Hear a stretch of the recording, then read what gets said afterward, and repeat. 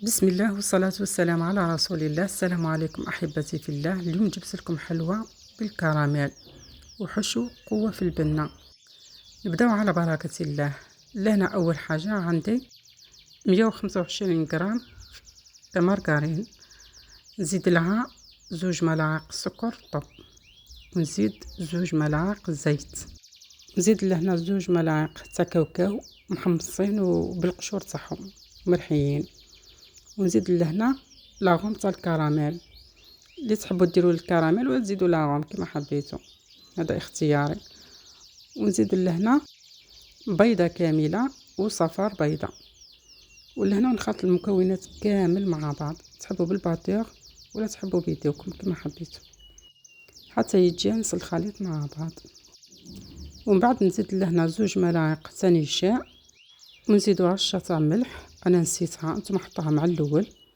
ونزيد لهنا ملعقه صغيره تاع خميره، ومن بعد نلوحوا الفرينه. نتوما ديروا الفرينه الساعه ومن بعد الخميره، انا لهنا غلطت. المهم نخلطوا حتى نحصلوا العجينه تكون طريه ومتماسكه كما قاعدين تشوفوا في الفيديو. انا نحطوها على كيس بلاستيكي ونغطوها بكيس واحد اخر ونطرحوها. نطرحوها رقيقه، نطرحوها خشينه، تكون وسط بك تجي مليحه كما قاعدين تشوفوا. والطبع اي طبع عندكم، طبعوا واش اسمو باي طبع تحبوه. ومن بعد كنحطوها طيب، واللي تبقى هذيك نزيدو نقلبوها ونزيدو عليها شويه ونديروها، ما تعجنوهاش، المهم تحطوها بك وتطرحوا طول حتى نكملوا كامل. لهنا هاي بعد ما طاب دوك كنديروا الحشو تاعو. لهنا واش ندير، نجيب 2 كيسان تاع كاوكاو يكونوا محمصين وبالقشور تاعهم، ونزيد لهم كاس تاع قطايف تاني محمص، يتباع هكا بعد تشري ساعه هكا محمصه ومديره. وهنا نبلوها بالكراميل.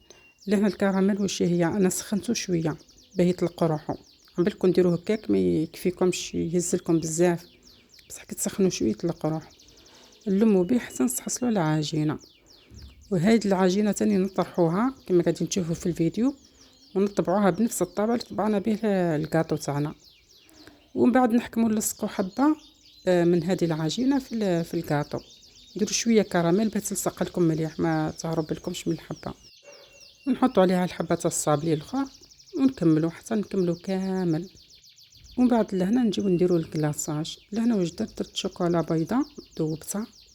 انا درت 200 غرام تاع شوكولا بيضاء، ودرت 50 غرام تاع شوكولا كحله تاع الحليب. ولهنا بصح انا غلطت، انا نورمالمون ندير 20 غرام باك تاع الشوكولا سمت بالحليب، سما اللي كان حابينها كلير يعني. انا درت هذا جاتني شوي فونسي. المهم النتيجه كما قاعدين تشوفوا.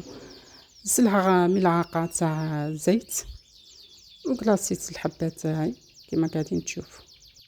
انا بقات لي شويه من العجينه تاع الحشو هذيك، جبت لهنا شويه قطايف، درت لها شويه ملون دوغي، ودرت هذوك عبرتهم هكا كعيبرات صغيرين، وحطيتها في هذيك القطايف كما قاعدين تشوفوا، وزينت بها. ونص زينت اللوز حطيته في الكليكوز، زدت له شويه عسل، وحطيت به الحبات تاعي تاع اللوز، قسمت واحده على 2 وزينت بهم كما قاعدين تشوفوا. هو بديت كوي لاصق. ودرت هذه تاع عيد سعيد، هذه سنام بكل مديرين بها حاله. المهم شوفوا النتيجه كيفاه، يعني الحشو تاعو جا بنين بنين بنين روعه. اذا عجبكم الفيديو ما تنساوش تدعموني في القناه وديروا لي شير ليصلكم كل جديد، وشكرا.